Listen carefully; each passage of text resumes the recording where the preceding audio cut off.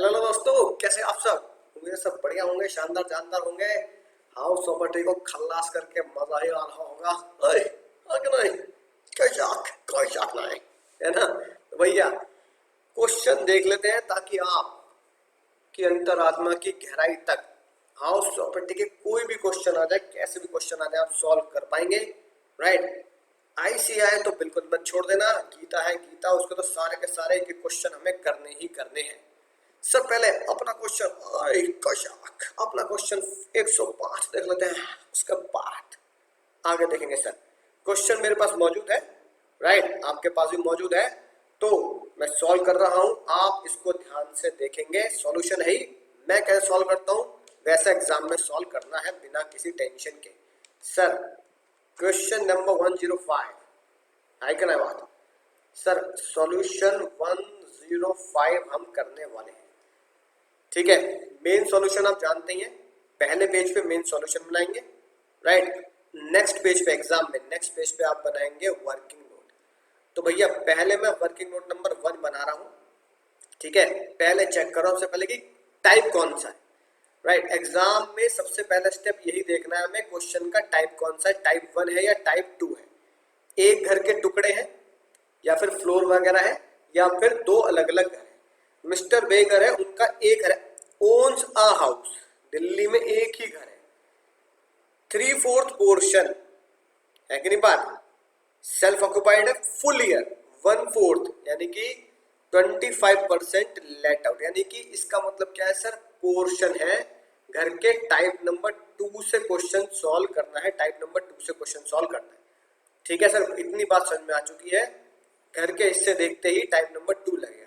अब बिल्कुल वैसे ही जैसे मैंने पिछले लेक्चर में तुम्हें सिखाया था, डिट्टो एंड डिट्टो, बिल्कुल वैसे ही मैं सॉल्व करके तुम्हें दिखा रहा हूँ। वर्किंग नोट, वर्किंग नोट में डब्बा बना देना, घर मत बनाना चाहे डब्बा बना देना, घर भी बनाना चाहो बना देना, कोई टेंशन वाली बात नहीं, सिंपल सा ऐसे ही। Right? Sir sir sir sir sir sir 25% portion अलग मसला है, 75% पोर्शन अलग मसला है। सर, 25% पोर्शन में क्या होता है, 75% पोर्शन में क्या होता है, ध्यान से देखेंगे सर। सर, वो कह रहा है 3/4 portion of the house self occupied है, यानी कि 75, यानी अगर देखा जाए तो कौन सा रेशियो बना सर? 1:3। तो 3/4 है, वो है sir self occupied.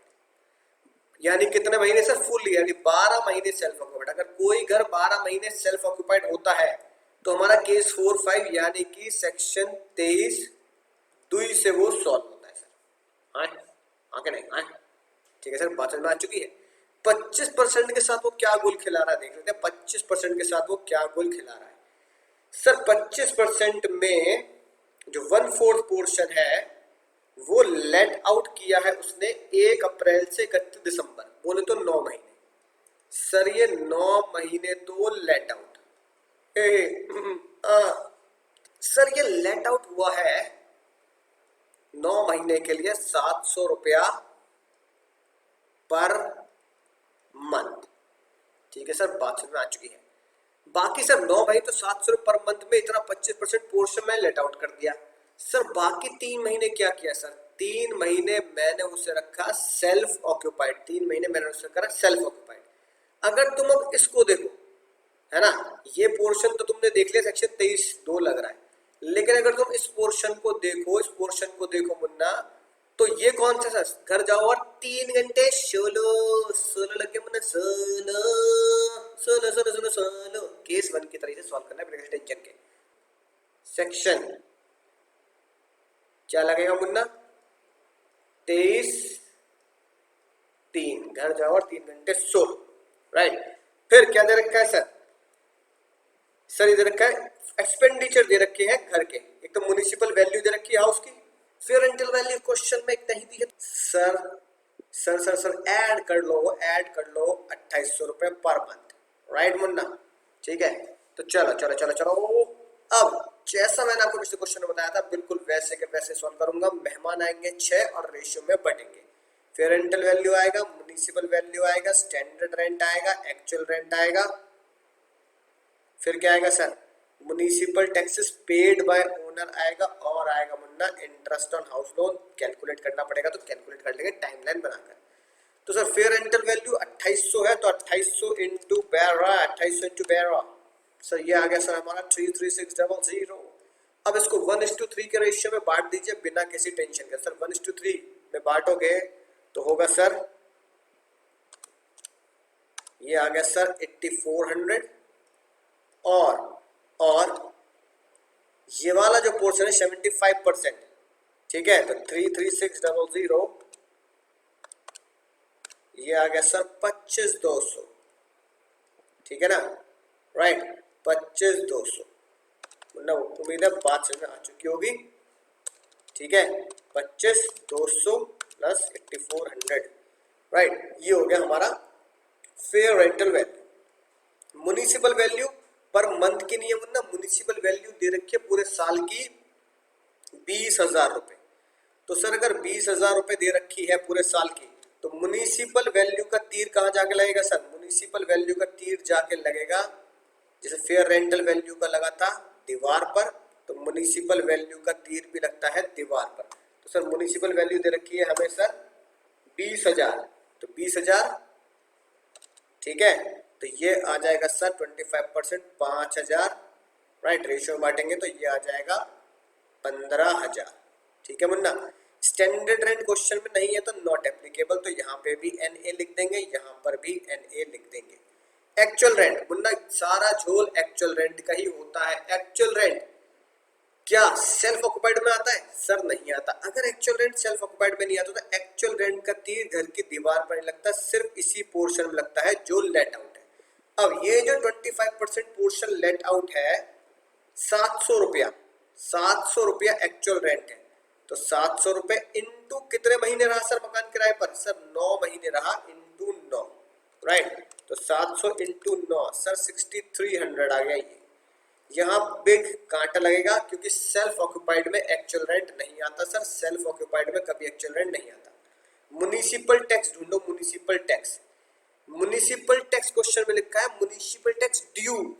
Sir question में म्युनिसिपल टैक्स ड्यू है, हम यहाँ पेड लेते हैं तो ड्यू वाला नहीं लेंगे, ड्यू वाला नहीं लेंगे। ठीक है सर बात समझ में आ गई। इंटरेस्ट ढूंढो, इंटरेस्ट।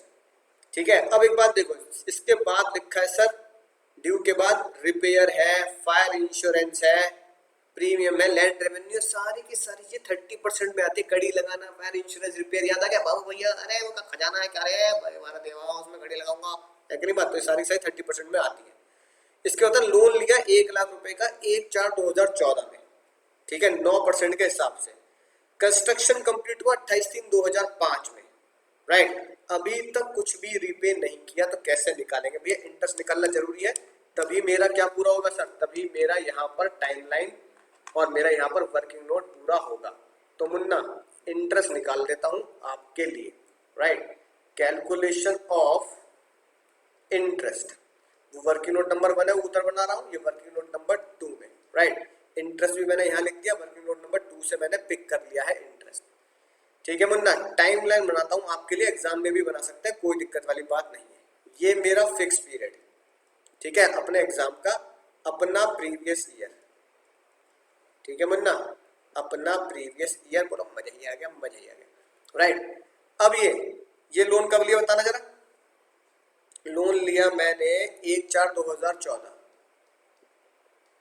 ठीक है राइट। अपने ईयर तक कुछ चुकाया? अपने ईयर में मैंने कुछ भी नहीं चुकाया सर, बिल्कुल भी कुछ नहीं चुकाया। तो इसका मतलब क्या हुआ सर? अपना जो फिक्स पीरियड है उसमें पूरा ब्याज जाएगा, तो पहले मैं आसान सा फिक्स पीरियड का ब्याज निकाल लेता हूँ। सर लोन लिया था 1 लाख रुपए का, जो कभी भी नहीं चुकाया, इस दौरान भी कुछ नहीं चुकाया, कहीं भी कुछ नहीं चुकाया। तो 1 अप्रैल को अपने ईयर के 1 अप्रैल को कितनी उधारी थी सर? अपने ईयर के 1 अप्रैल को 1 लाख की उधारी थी। 31 मार्च तक, अपने ईयर के 31 मार्च तक कितनी उधारी रही? 1 लाख की रही, कुछ नहीं चुकाया। तो 1 लाख रुपए इंटू 9% इंटू 12/12 का ब्याज सर पे तड़पता रहा है ना। और हम भी रातों की नींद उड़ाए रखी कि भैया ये का होगा भैया, अभी तक लोन और ब्याज चुकाना है। तो ब्याज कितना बैठा सर? 9,000 रुपए बैठा, राइट।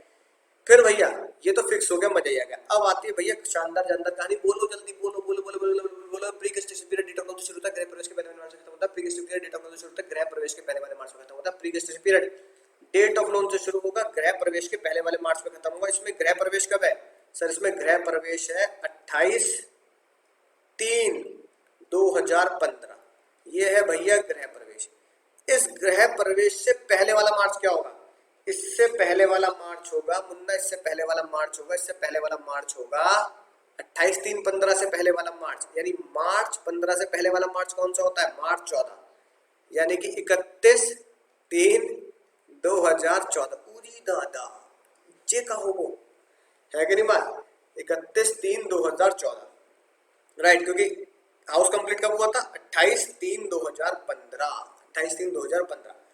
अब मुन्ना 28/3/2015 को कंप्लीट हुआ, इससे पहले वाला मार्च 31/3/2014, ठीक है मुन्ना। अब यहां से यहां तक गिनना जरा कितने महीने हुए। ये क्वेश्चन भी आ चुका है तुम्हारे एग्जाम में, आईसीआई है, कैसे बना सकता है? कुछ भी नहीं है, दिमाग नहीं लगाना कुछ। अब ये बताओ, अप्रैल 14 से मार्च 14 से तो रिवर्स हो रहा है, रिवर्स। अब भैया ये तो यहाँ से यहाँ तक तो पॉजिटिव में दिन आने चाहिए ना, महीने आने चाहिए, यहाँ तो आ ही नहीं रहा, तो इसका मतलब क्या है? रिवर्स तो हम जाएंगे नहीं। रिवर्स से जाएंगे तो बच्चा जब एग्जाम में क्वेश्चन आता तो बच्चा कहता है अब क्या करूँ इसको, तो मैं ही कुछ गड़बड़ कर रहा हूँ, फिर से वो चेक करेगा, फिर से वो चेक करेगा। तो भैया अगर ऐसा हो रहा है कि आगे बढ़ने के बजाय रिवर्स जा रहा है, तो इसका मतलब there is no pre construction period, कोई प्री कंस्ट्रक्शन पीरियड नहीं है। Pre construction period date of loan से शुरू होता है, गृह प्रवेश के पहले वाले मार्च में खत्म होता है। डेट ऑफ लोन से शुरू होता है, गृह प्रवेश के पहले वाले मार्च पर खत्म हो जाता है। तो यहाँ पर कोई प्री कंस्ट्रक्शन पीरियड है ही नहीं। यहाँ सिर्फ हमारा क्या है? 9,000 रुपए का सिर्फ अपना क्या है मुन्ना? इंटरेस्ट। तो यहाँ लिख दूंगा मैं 9,000 रुपए। अगर प्री कंस्ट्रक्शन पीरियड होता तो डिवाइड बाय 5 करता, राइट, और फिर टोटल इन दोनों को ऐड करके अपना इंटरेस्ट, टोटल इंटरेस्ट निकालता। तो फिलहाल प्री कंस्ट्रक्शन पीरियड का इंटरेस्ट हो गया निल, तो भैया टोटल इंटरेस्ट कितना आ गया? टोटल इंटरेस्ट आ गया मेरा 9,000, प्री कंस्ट्रक्शन का 0 और फिक्स का 9,000। अब भैया ये जो इंटरेस्ट है मुन्ना, ये जो इंटरेस्ट है इसका तीर कहाँ लगेगा? सर इंटरेस्ट का तीर भी जाके लगता है, क्योंकि वो पूरे घर का इंटरेस्ट होता है सर, दीवार पर। तो भैया 9,000 को बांट दो 25%, 1:3 में बांट दो। ये आ गया 2,250 और 9,000 इंटू ये आ गया 6,750। मुझे दोस्तों बात समझ में आ चुकी होगी शानदार तरीके से। मैंने अपना क्या बना दिया? मैंने अपना फर्ज निभा दिया और पूरी की पूरी मैंने कैलकुलेशन कर दी वर्किंग नोट 1 में। वर्किंग नोट 2 में क्या बना दिया मैंने? वर्किंग नोट 2 में मैंने अपना इंटरेस्ट निकाल दिया। ये मैंने 2 वर्किंग नोट बना दिए आगे वाले पेज पे। अपने मेन पेज पे आऊंगा जहां मैंने लिखा होगा सॉल्यूशन 105, राइट। अब क्या करना है सर? बिल्कुल वैसे ही करना है जैसे मैंने तुम्हें पिछले लेक्चर में बताया, ठीक है। साफ साफ बनाना, मैं तो थोड़ा सा राइटिंग की वजह से, ठीक है, तुम एग्जाम में साफ बनाना। यहाँ पर्टिकुलर, यहाँ पहले टाइटल डालेंगे कैलकुलेशन ऑफ, है ना, इनकम फ्रॉम हाउस प्रॉपर्टी, जो भी हमारे बेगर हैं उनके लिए, ठीक है मुन्ना। अब आएगा मुन्ना पर्टिकुलर्स आ गया, यहाँ टैक्सेबल अमाउंट आ गया, यहाँ भी टैक्सेबल अमाउंट आ गया। अब मैं इसकी आपको बाइफरकेशन यानी कि डिटेल दूंगा। ये कितना है सर हमारा? ये 25% एग्जाम में लिख के बताएंगे। ये कितना है सर? 75% एग्जाम में लिख के बताएंगे। 25% कैसे सॉल्व करना है? सोलो, यानी 25% सॉल्व करना है सेक्शन 23(3) से, राइट। 75% कैसे सॉल्व करना है? 23(2) से, यानी कि 12 महीने सेल्फ ऑक्युपाइड 23(2) से। ये मैंने सेक्शन लिख के बता दिया, ठीक है मुन्ना। अब जीएवी माइनस म्युनिसिपल टैक्स क्या बचेगा? बचेगा सर एनएवी, ठीक है। फिर क्या आएगा? Minus deduction under section 24, right. फिर पहला 30% और दूसरा interest on house loan. Interest on house loan मैंने वर्किंग नोट नंबर 1 और 2 में निकाला हुआ है, राइट। अब मुन्ना जीएवी पहले मैं आसान से सॉल्व कर लेता हूँ। पहले 75% वाला सॉल्व करता हूँ क्योंकि वो सेल्फ ऑक्युपाइड 12 महीने, तो उसकी एनएवी ही क्या है? निल है। 30% ऑफ एनएवी भी निल है, ठीक है। तो इंटरेस्ट कितना है सर? इंटरेस्ट मैंने निकाला 6750, इंटरेस्ट मैंने निकाला 6750, तो 6750 ये मेरा इंटरेस्ट आ गया यहाँ पे। ठीक है मुन्ना, आंसर क्या आ गया? आंसर आ गया मेरा माइनस का 6750, माइनस का 6750, राइट। अब मुन्ना अब मैं निकालूंगा सर सॉल्यूशन 25% वाला। 25% वाले फोकस करो, इसकी तो एनईवी नहीं होती, तो ये सारी वैल्यू इसके लिए एक तरीके से क्या है, बेकार ही है। ठीक है, देखो क्या लिखा है, fair rental value, municipal value, whichever is higher. Fair rental value, municipal value, whichever is higher. Whichever is higher क्या है sir? Sir whichever is higher है 8400 रुपए। विच एवर इज हायर और standard rent, whichever is higher और standard rent, whichever is lower, lower ही क्या हो गया सर 8400 रुपए। यही मेरा है ना, यही मेरा क्या बनता है sir, expected rent. Expected rent और actual rent whichever is higher, तो विच एवर इज हायर क्या बना sir, whichever is higher बना 8400। ठीक है, तो भैया जीएवी कितनी हो गई, जीएवी हो गई 8400। वर्किंग नोट नंबर 3 में आप इसको कैलकुलेट करेंगे, 8400 वर्किंग नोट 3 में आप इसे कैलकुलेट करेंगे। ठीक है मुन्ना, म्युनिसिपल टैक्स ढूंढो। Municipal tax, municipal tax sir इस क्वेश्चन में ड्यू थे, तो ये लिख के आएंगे साफ साफ, भैया ड्यू थे तो इसलिए हम नहीं ले रहे, है ना, म्युनिसिपल टैक्स नहीं लेंगे because it is due. NAV कितनी आ गई सर, एनएवी आ गई सर 8400 रुपए। 30% ऑफ 8400 रुपए, 8400 इंटू 30%, ये रिडक्शन आ गई सर 2520 सर डिडक्शन आ चुकी है। इंटरेस्ट, इंटरेस्ट आया 2250, इंटरेस्ट आया 2250, इंटरेस्ट आया 2250 इस पोर्शन का। ठीक है, तो भैया यहां लिख दिया मैंने 2250। अब निकाल लो जल्दी से, 8400 एनएवी, उसमें से घटाया 2520 30% और 2250 का ब्याज, टोटल ये आ गया सर 3630। और क्योंकि मुन्ना ये वाला पोर्शन सेल्फ ऑक्यूपाइड है, तो भैया सेल्फ ऑक्यूपाइड की हमेशा लिमिट होती है, तो मुन्ना लिमिट जरूर कंपेयर कर, क्योंकि यहाँ तो अमाउंट छोटा था इसलिए आपने आंसर निकल गया, लेकिन लिमिट अगर ऊपर निकल जाती है तो वहां पे 30 या 2 लाख की लिमिट लगा के चलनी है।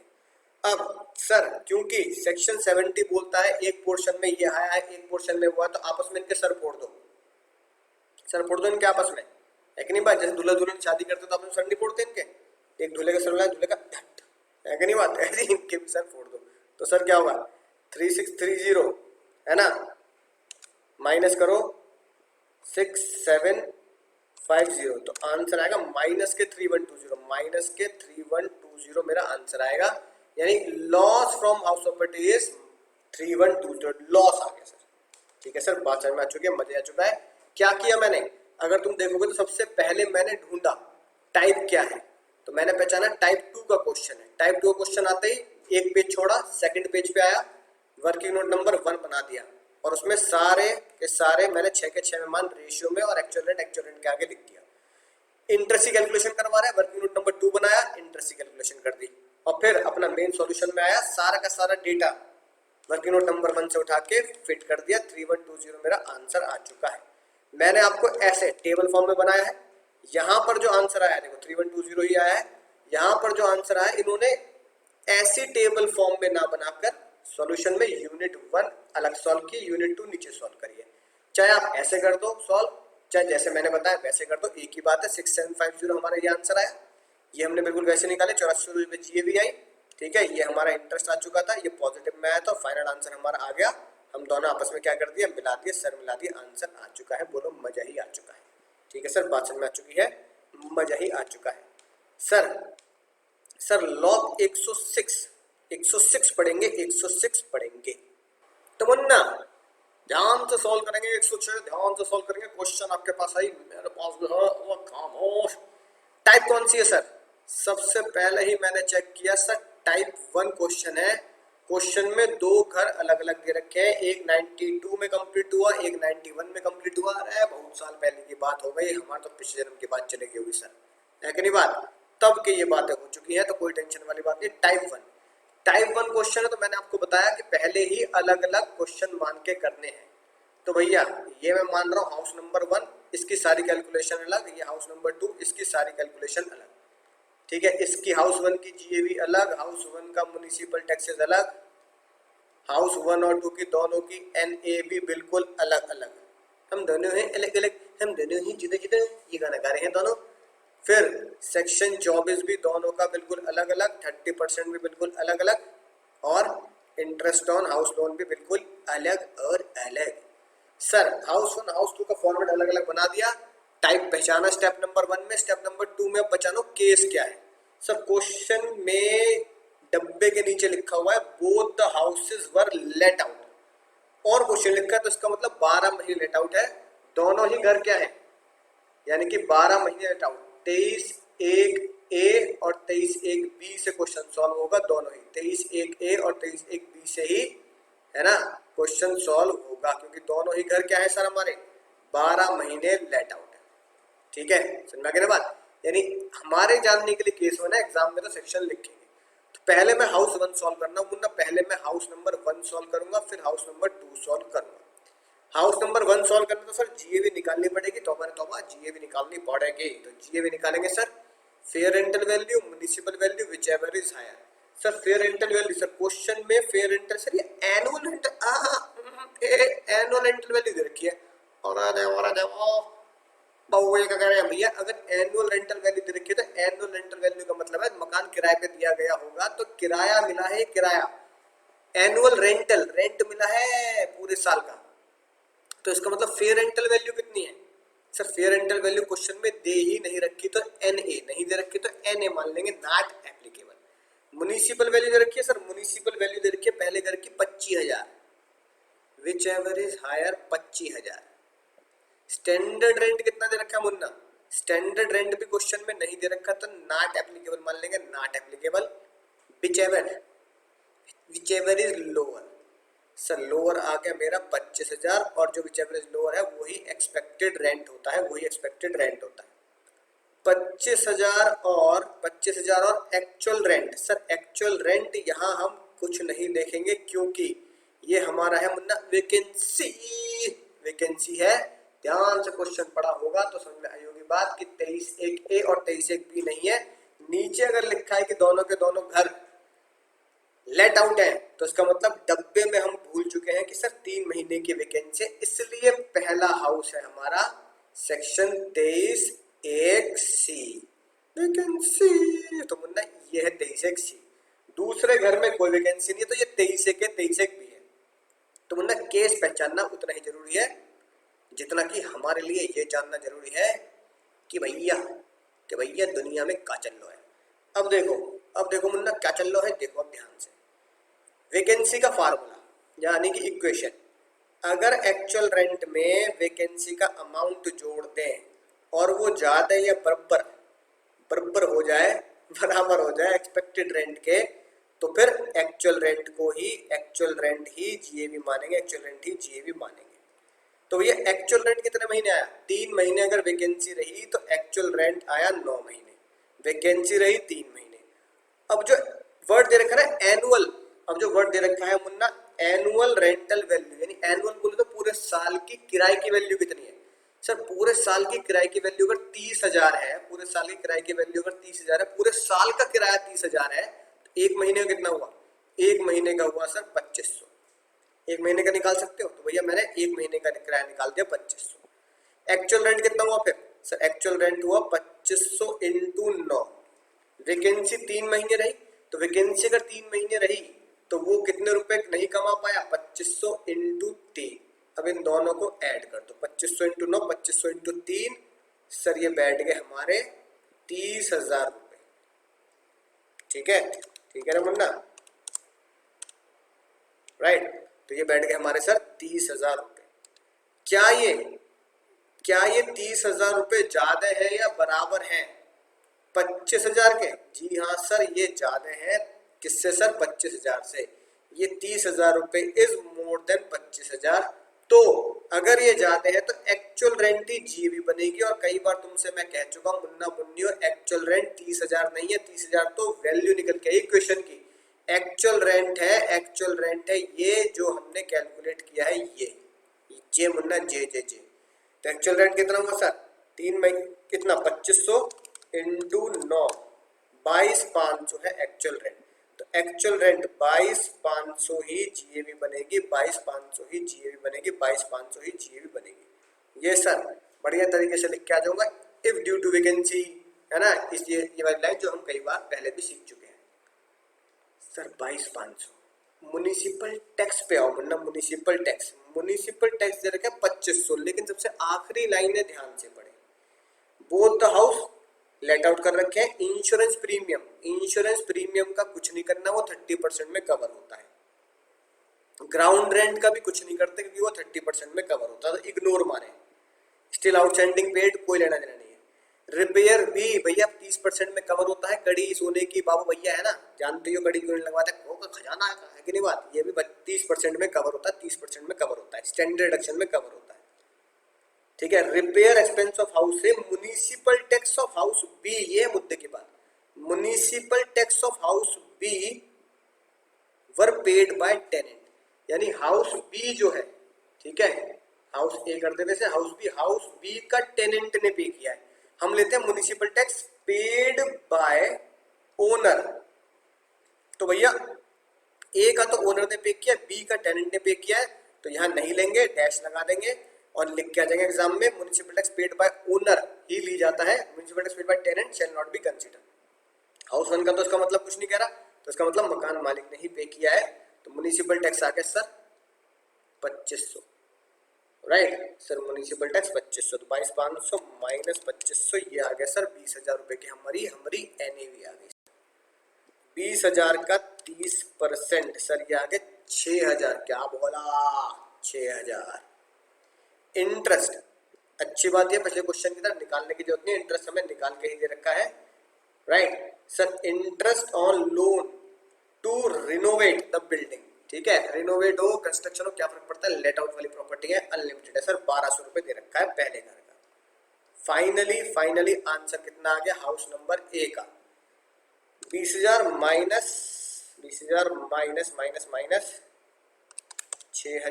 माइनस सर 20,000 माइनस 6,000, क्या हो रहा है, 20,000 माइनस 6,000, 14,000 आ गया, माइनस 1,200, ये आ गया 12,800, ठीक है मुन्ना, 12,800 तो ये आ गया, राइट। अब हाउस बी पे आते हैं। हाउस बी, उम्मीद है पहला वाला पॉइंट समझ में आ चुका होगा, ये मैं हटा रहा हूं यहाँ से। Fair rental value, municipal value, standard rent, ये सारी बातें हमें अब यहाँ पे मान के देख के चलनी पड़ेंगी। Sir fair rental value house B की सर नहीं दे रखी, तो नॉट एप्लीकेबल। म्युनिसिपल वैल्यू दे रखी है सर, म्युनिसिपल वैल्यू दे रखी है 12,000, whichever is higher 12,000। Standard rent sir नहीं दे रखा, whichever is lower 12,000। Actual rent, इसमें कोई टेंशन नहीं है सर, ठीक है ना, वैकेंसी वगैरह कुछ नहीं है, यानी कि 23/1 यही लग रहा है। एक्चुअल रेंटल वैल्यू दे रखी है 12,000, तो 12,000 और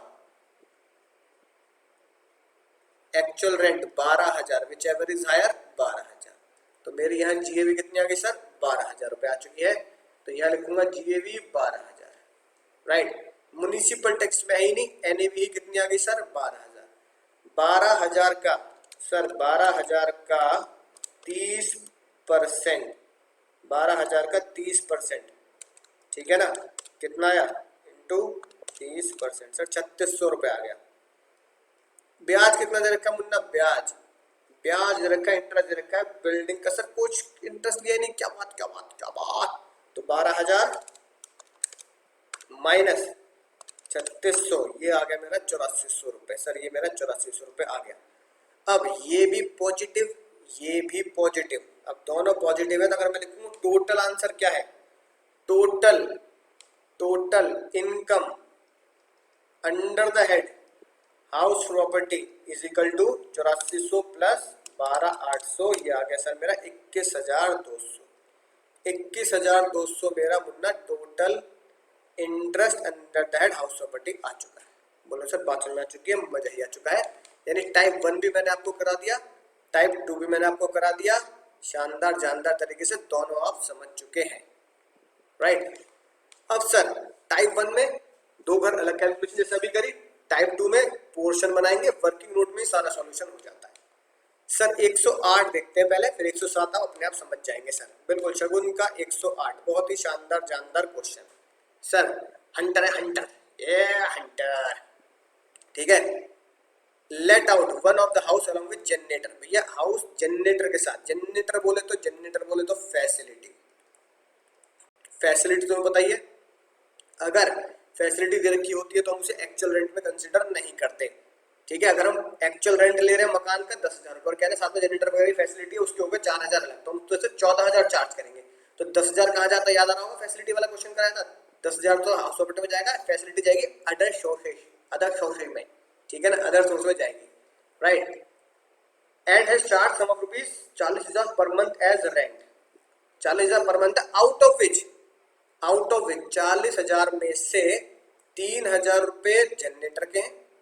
He has paid 2,300 रुपए, he has paid rupees 2,300 and the tenant has paid rupees 900 toward the municipal tax, यानी 2,300 रुपए म्युनिसिपल टैक्स से ये मिलेंगे, है ना। 900 रुपए टेनेंट पे कर रहा है, ये 900 रुपए में कांटा लगा दिया। इंटरेस्ट ऑन कैपिटल बोरोड, है ना, पूरे घर का इंटरेस्ट है 7,000 रुपए, कोई दिक्कत नहीं है।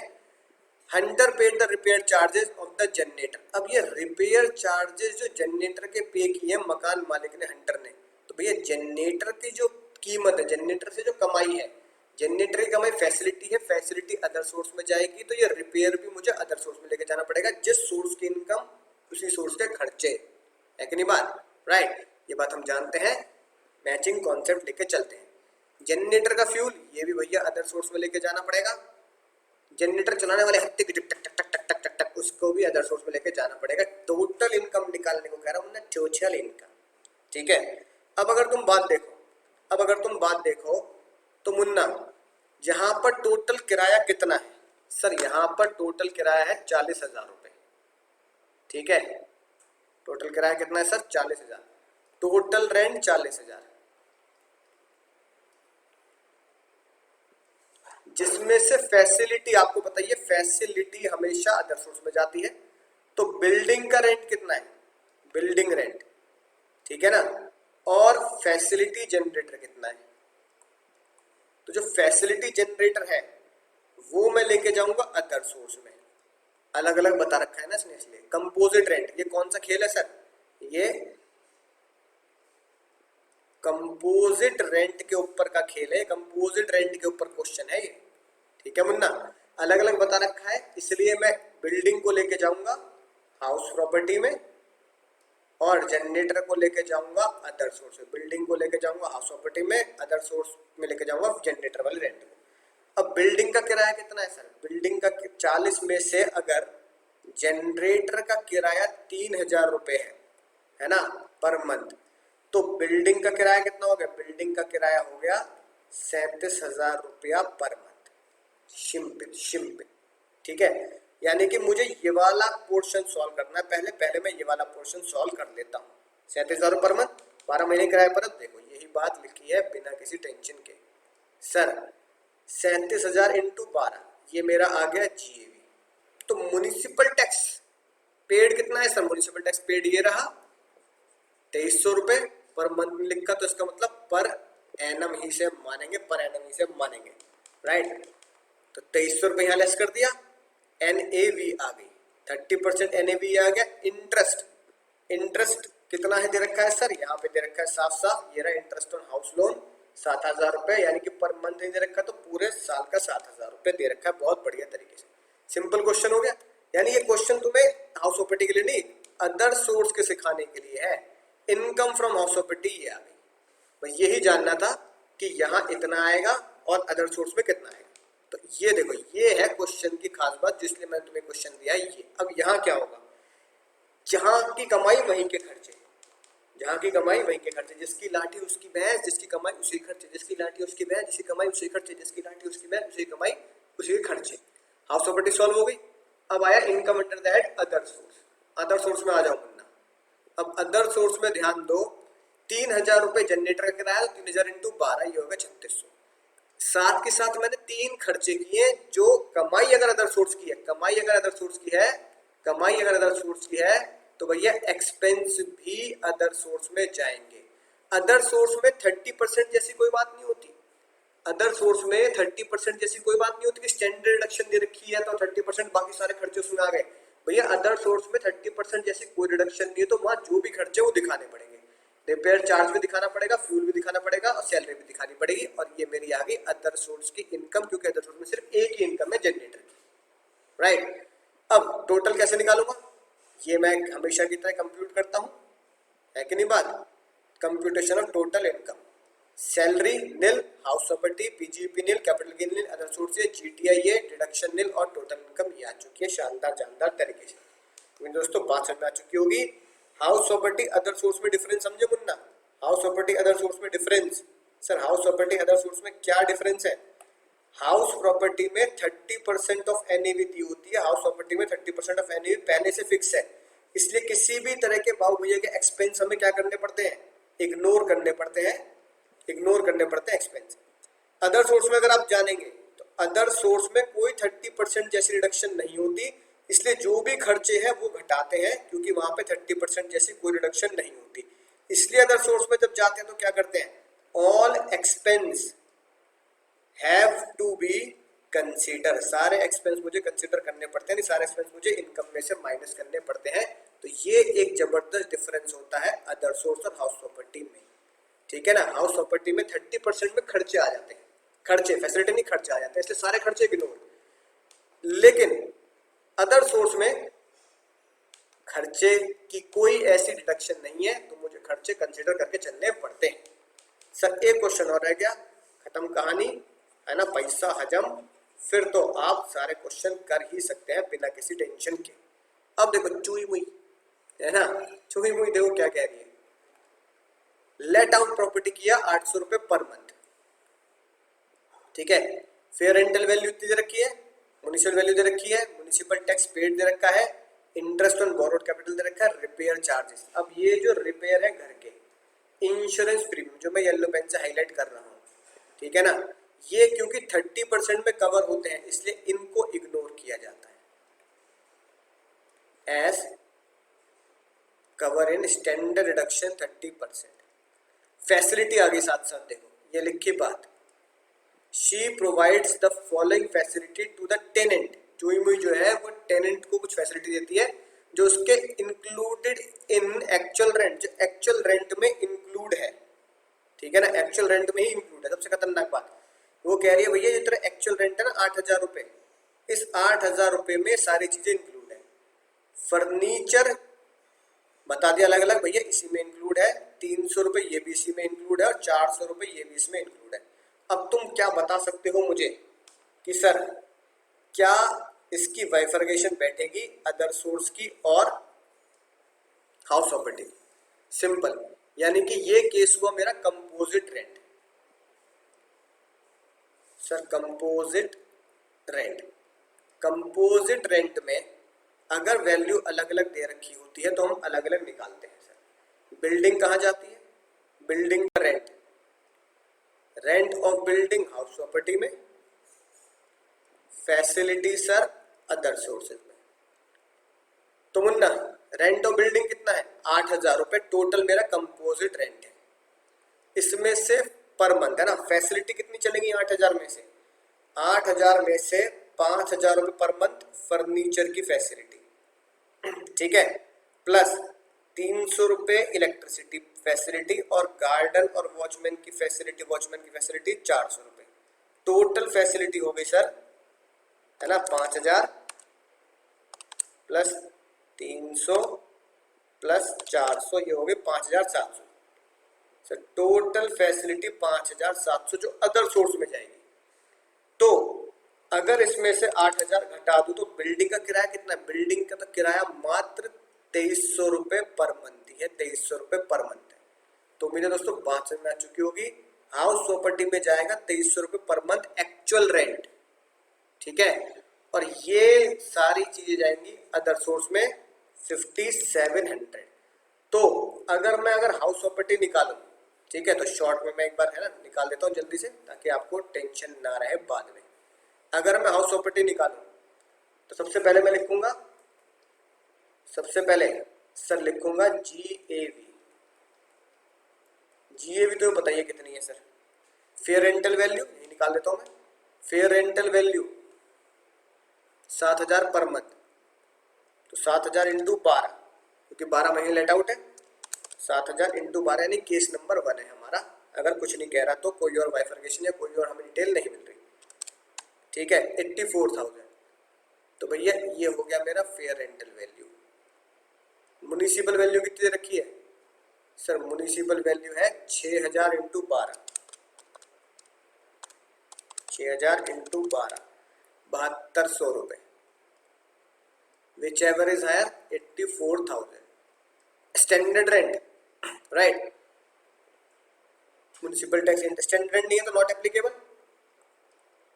विच एवर इज लोअर, 84,000, यही मेरा एक्सपेक्टेड रेंट है। एक्चुअल रेंट हमने निकाल दिया 2300 पर मंथ, ठीक है। एक्चुअल रेंट आया 2300 इंटू 12, सर ये आ गया एक्चुअल रेंट 27,600।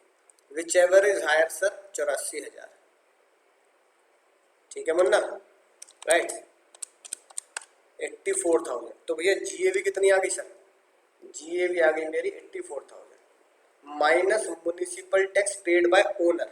ढूंढो जल्दी municipal tax sir. Municipal tax paid है सर 10,000, वो भी पूरे साल का है, तो 10,000 पूरे ईयर का यहाँ पे लेस कर देंगे, माइनस 10,000, कितना आ गया?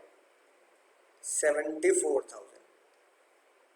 इसमें से माइनस करेंगे सर सेक्शन 24 की डिडक्शन, 30% स्टैंडर्ड, 74,000 इंटू 30%, ये आ गया 222,000। इसमें से फिर माइनस कर देंगे interest on house loan. Interest on house loan कितना दे रखा है sir? Interest on borrowed capital was 20,000 रुपए, ठीक है ना। कुछ नहीं कर रखा तो पूरे साल का ही दे रखा है 20,000 रुपए। तो हाउस प्रॉपर्टी की इनकम कितनी आ गई सर? 74,000 माइनस 222,000 माइनस 20,000, ये आ गई सर 31,800। ये हाउस प्रॉपर्टी की इनकम आ गई। तो मैंने हाउस प्रॉपर्टी निकाल दिया, हेडिंग वगैरह डाल देंगे जैसे पिछले क्वेश्चन में डाली थी। फिर आया मैं अदर सोर्सेज में। अदर सोर्सेज में लिखी मैंने फैसिलिटी, है ना, जो कमाई है छुई मुई की, ऐसे लो, रेंट ऑफ फर्नीचर रिसीव्ड 5,000 रुपए, ठीक है ना, राइट। उसके बाद और किसे किराया मिल रहा है सर? इलेक्ट्रिसिटी और गार्डनर, है ना। इलेक्ट्रिसिटी 300 रुपए प्राप्त हुए, गार्डनर, है ना, कितने रुपए प्राप्त हुए फैसिलिटी के सर? 400 रुपए, राइट। एक्सपेंस कुछ भी नहीं है, एक्सपेंस कुछ भी नहीं है, तो चलो मैं लिख के बताता हूँ। टोटल कितना हुआ sir? 57,500 minus expense for above, minus expense for furniture, electricity, garden, nil. तो इसका मतलब अदर सोर्स की इनकम कितनी होगी? 5700। अब मुझे कहा जाए सर टोटल इनकम निकालो, तो टोटल इनकम कैसे निकालूंगा? Salary, house property, PGP, capital gain, other source.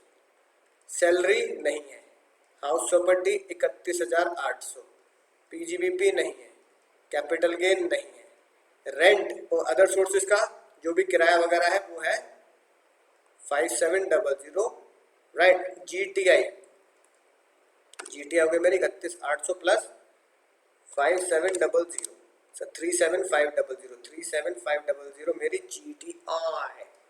Deduction 80C से लेकर 80U हम सबकी फेवरेट, है ना। 80U यहाँ पर नहीं है, तो मेरा आंसर टोटल इनकम कितनी आ गई? 37,500। यही मेरी टोटल इनकम आ चुकी है। उम्मीद है बात समझ में आ चुकी होगी। तो पहले मैंने क्या किया? पहले मैंने हाउस प्रॉपर्टी की कैलकुलेशन करी, बिल्कुल सेपरेट एक पेज पर, वर्किंग नोट निकाल दिया। फिर अदर सोर्स की कैलकुलेशन करी, ये बता दिया इसके एक्सपेंसेस कुछ भी नहीं है। फिर टोटल इनकम के कैलकुलेशन कर दी, जीटीआई एनटीआई निकाल दी, क्वेश्चन सॉल्व हो गया। कंपोजिट रेंट के बारे में मैंने लिख के बता दिया। तो मेरे दोस्तों बात समझ में आ चुकी होगी, शानदार तरीके समझ चुके हो क्वेश्चन कैसे सॉल्व करने से। सारे क्वेश्चन मैंने आपको करके दिखा दिए। जो भी बुक तुम्हारे पास है दाएं करते चले जाओ, जो भी दिक्कत है मुझसे पूछते चले जाओ। तो मैं मिलूंगा अगले लेक्चर में शानदार वीडियो के साथ। तब तक